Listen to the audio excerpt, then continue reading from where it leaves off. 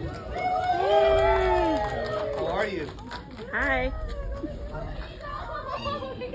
Hi. Hi. How are you? Wow, this is cool. Hi. How are you? Hi. How are you guys? Hi. Thank you so much for coming to this movie. This is like a passion project. It took me 33 years to get this done. You know, when you get into this business, you know, you tell your story as much as you can, and you know, I keep getting the same notes that it's too specific. They're not going to get it, and I didn't care. I just kept doing it. We get it. And you just keep doing it, you keep doing it, and you keep pursuing it. And you know, this is a movie about a Filipino family, but most importantly, it's just a family. And that's the best part of it. It's like you get to laugh, you get to cry, you get to identify and relate. It doesn't matter what ethnicity you are, a family is a family. My mom is just like your mom. It doesn't matter what color you are, it doesn't matter what language you speak, we're all the same, and you'll see that.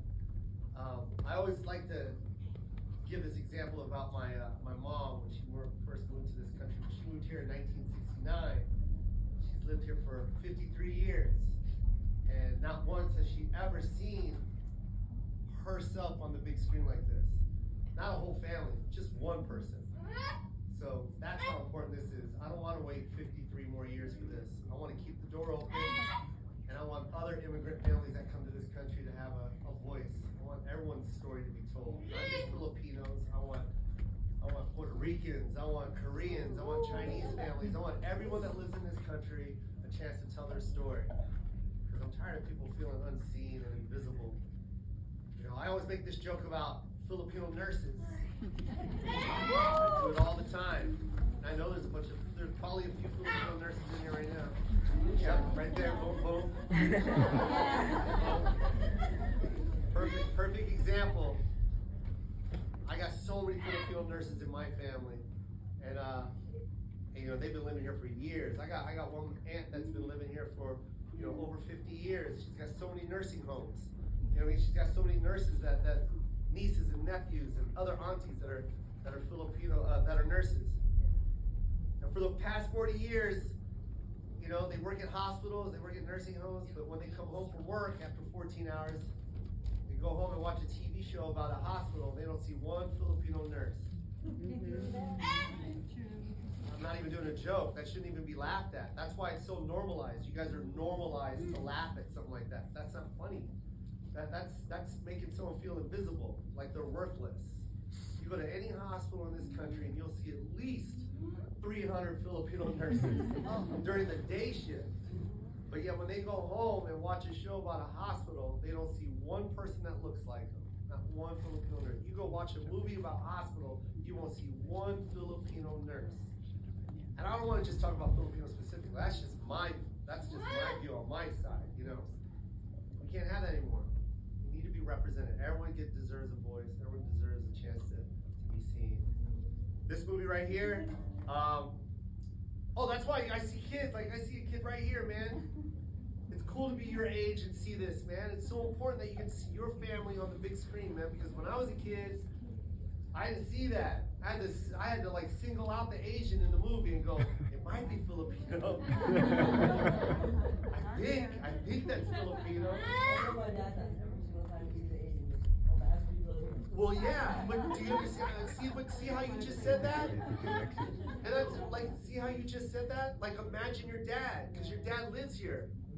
So, I mean, it sounds funny, but like, imagine your dad's just wondering, is he Filipino? Please have a seat, I'm talking to you guys.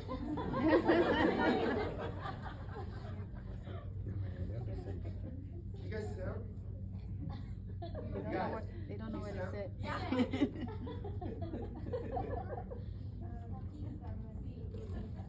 Oblivious.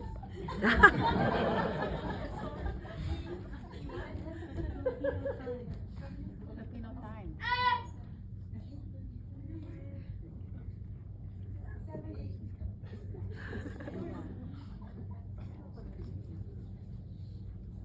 Filipino time. What hospital do you guys come from?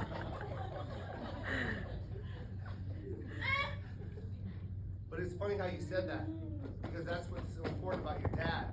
That's just your dad just trying to feel seen. See, we always think it's like that's how I am. You know what I mean? Like when I was a kid, I'd be like, no, is that a Filipino? I don't know, because you don't feel seen. So you want to find, when you find something, you feel proud to say it, right? Like there was a movie called Hook. Remember Hook? It was Spielberg produced it. Hook. And it was so dope because it was like all these monster actors. It was Dustin Hoffman, it was Robin Williams, it was Julia Roberts, it was Steven Spielberg, it was Amblin, it was massive. Couldn't wait to watch this movie. And I was sitting in a seat just like that. And then all of a sudden this dark brown kid came out and stole the movie. Every scene that he was in, he stole it. It was Rufio, Dante Basca. And I remember just watching that kid, I was like, yo, that's a Filipino. It was like my cousin. But then I saw the end credits and it said Dante Basca, and then that was it. I was inspired. Just that one moment inspired me. That moment right there said I could make it in Hollywood. And now fast forward 33 years later, that same producer produced this movie. Steven Spielberg made this movie. Steven Spielberg is incredible. He's the reason why this movie got pushed through right away. He sped everything up, the whole process. He's amazing.